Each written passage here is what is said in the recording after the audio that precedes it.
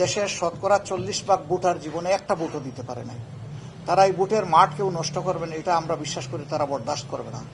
ভোটাররাই এর জবাব এবং প্রতিরোধ গড়ে তুলবে। তবে আমরা চাই যে শৃঙ্খলা বিধানের দায়িত্ব যে বাহিনীগুলোর আছে তারা যেন তাদের দায়িত্বটা নিষ্ঠার সাথে পালন করে, তাহলে জনগণকে আর কিছু করা লাগবে না।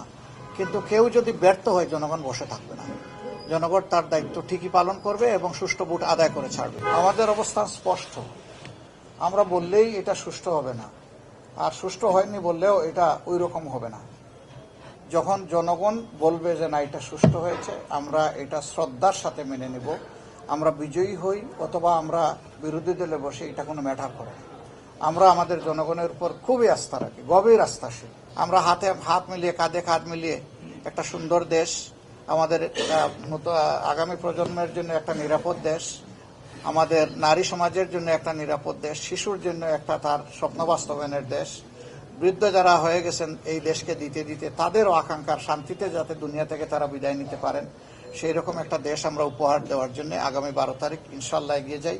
আপনাদের সকলের সহযোগিতা চাই। আসসালামু আলাইকুম রহমতুল্লাহ।